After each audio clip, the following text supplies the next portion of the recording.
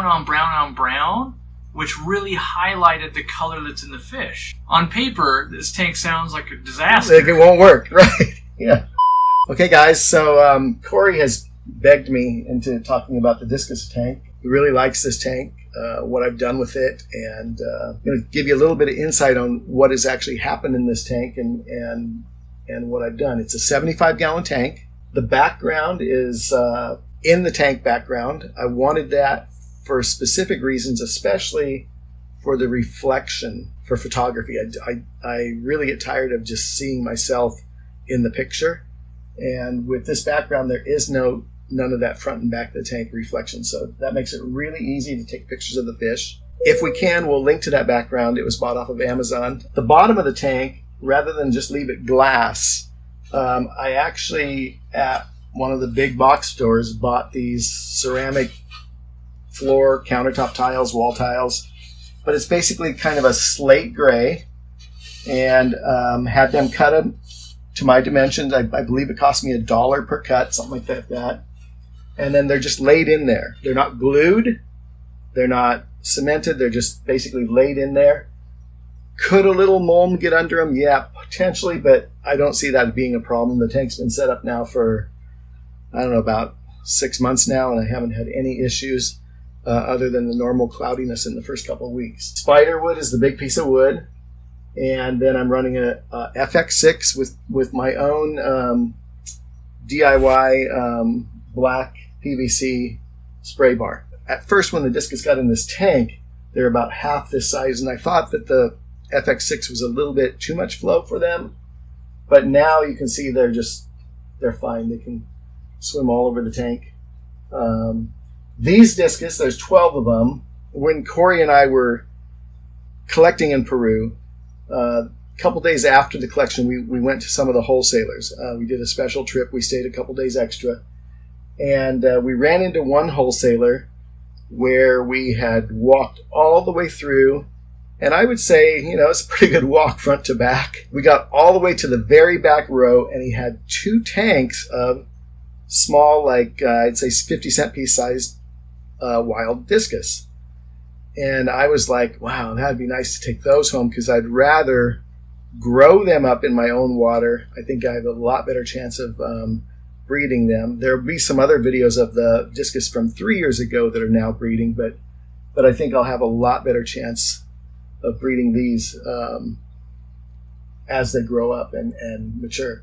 So we go all the way back to the front, and he asked, is there anything that you guys saw that you wanted? And of course, like I said, well, there was something I saw, but I don't know if it's even for sale or whatever. And so we walk all the way back to the back, and we had given this guy one of the, I believe it was one of the Aquarium Co-op baseball hats. We get to the back, and I point to these 2 tanks. They're 2, I would call them 40-gallon breeders. And he asked Michael, who was basically interpreting for us, well, how many do you want? And I said, well, I'd like to take a dozen home.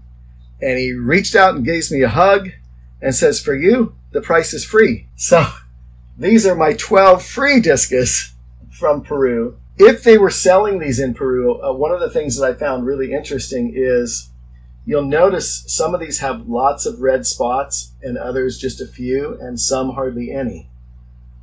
Usually it's the females that end up with very few or hardly any, and the males get more, but they sell them when they're full size. The price goes up if the number of spots goes up. So it's how many spots do the Discus have that makes them more valuable. Officially, these would be considered from the Rio Nene in Peru, which is a tributary to the Amazon, a big tributary. They would consider these like a Peruvian green red spot Discus or something like that. The only other thing about this tank is I drilled a hole in a couple rocks to put the air stones in, and that's mainly because aesthetics. I mean, there's no gravel. There's very little debris that settles on the bottom, usually just a little bit under the filter intake.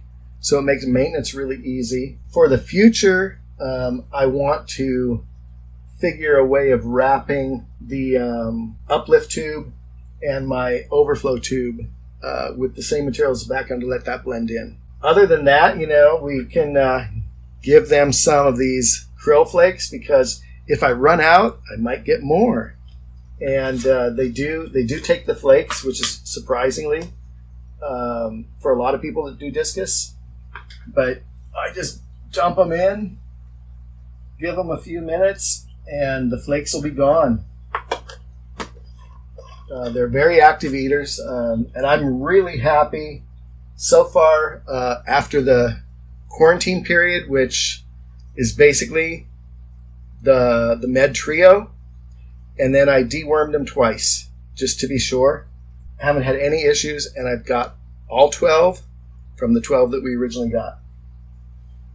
So there you go. There's my discus tank. 84 degrees if anybody was going to ask, which they probably will. It's 84 degrees. And our water is naturally soft, but the pH is about, it's above 7. So it's going to be about 7.6, 7.8, somewhere in there. Any questions, Corey? Why did you choose to do a tank that's this simple? I wanted to feature the fish. And actually, so right now, Corey is sitting in my desk seat. And we were talking a little bit earlier. There is a tank down below that's still a little bit barren and everything right now. It's more of a breeding type tank, we hope. I wanted to be able to look over and see them. In reality, you know, for this trip, you look over and see them, and there's lots and lots of good memories that go along with this. And I don't really consider it that simple. I mean, it's not planted, but these fish don't come from planted areas. They come from areas where there's sticks and mud.